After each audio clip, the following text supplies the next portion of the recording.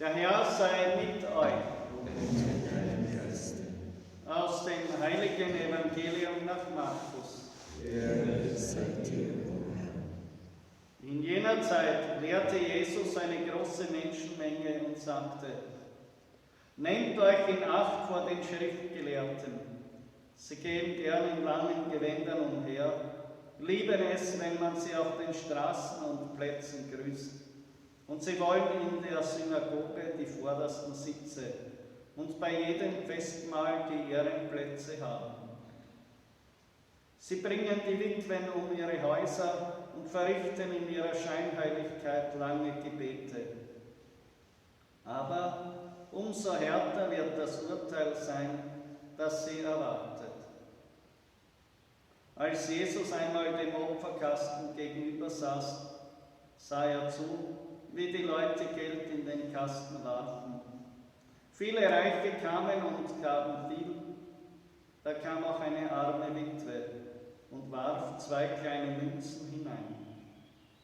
Er rief seine Jünger zu sich und sagte: Amen, ich sage euch, diese arme Witwe hat mehr in den Opferkasten hineingeworfen als alle anderen. Denn sie alle haben nur etwas von ihrem Überfluss hergegeben. Diese Frau aber, die kaum das Nötigste zum Leben hat, sie hat alles gegeben, was sie besaß, ihren ganzen Lebensunterhalt. Evangelium unseres Herrn Jesus Christus. Lob sei dir, Christus.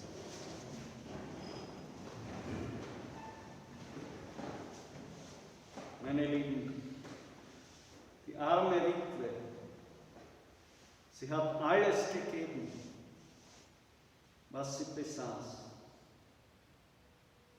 Sich selbst hat sie gegeben. Wenn eine alte Frau alle ihre Sicherheiten von sich wirft, wenn man sich vorstellt, wer gibt da schon was? Alt, putzlert, vielleicht keine Zähne im Mund, kein toller Anblick. Du sitzt da, buckelst mit den Händen, vielleicht andere bekommen viel mehr und du kriegst vielleicht ein paar kleine Münzen. Hunger ist Dauergast, Dauerzustand in deinem Leben. Das kann man sich ganz gut vorstellen, so denke ich. Und ihre ganze Sicherheit, ihr ganzes Leben wirft sie hinein.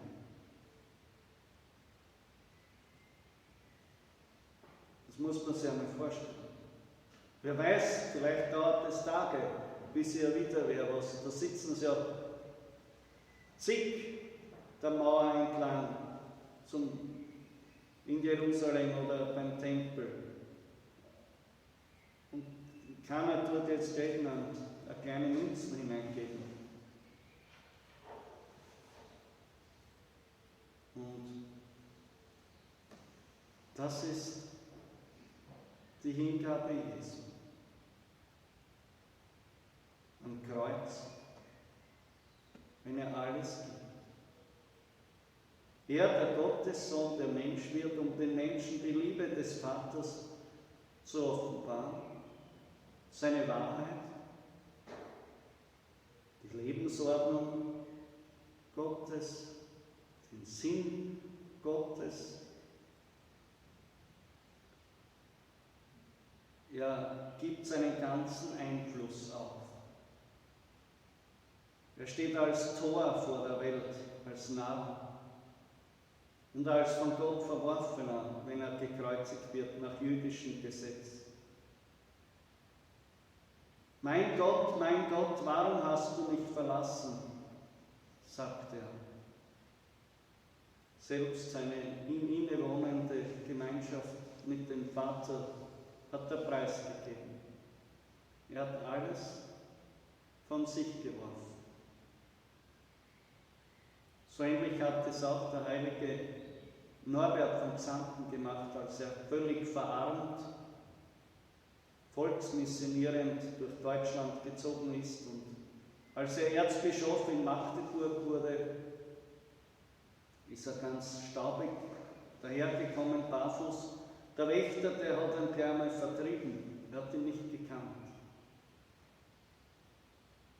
Und so hat er dann später auch, oder nein, vorher im Kloster gelebt. Und ein Orden, der so arm gelebt hat, dass überhaupt keinen realistischen Lebensunterhalt gegeben hat. Und doch sind die Jünger in Scharen gekommen. Weil in dieser Lebensweise, die alles gibt,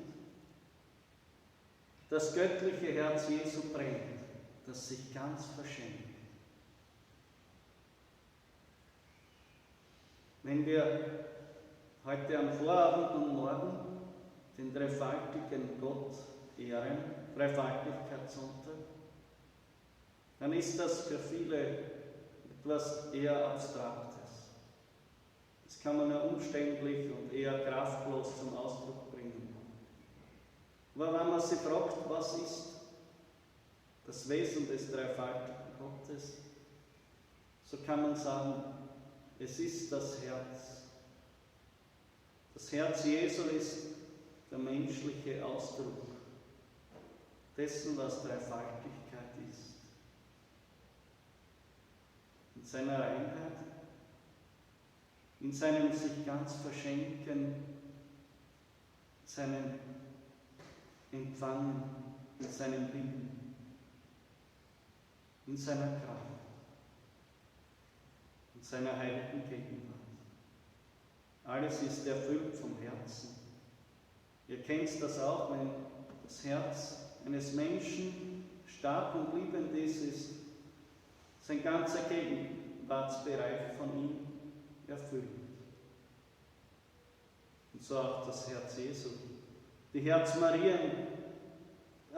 Jesu Thronerhebung ist eines davon, das in den Familien geübt werden sollte, das kaum mehr stattfindet.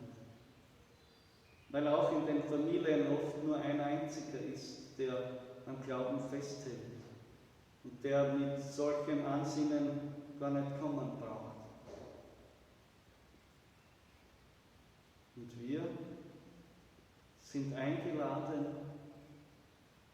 am Leben der Dreifaltigkeit teilzuhaben. Menschlich ausgedrückt, das Herz Jesu vereint sich mit dem Herzen Mariens.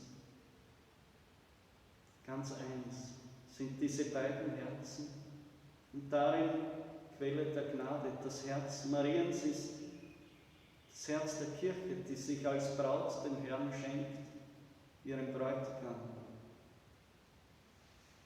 Und es ist Ausdruck auch für unsere Vereinigung. In Vereinigung mit dem Herzen Mariens sollen auch wir uns mit dem Herzen Jesu eins machen, uns ihm ganz hingeben und alles von ihm erhoffen.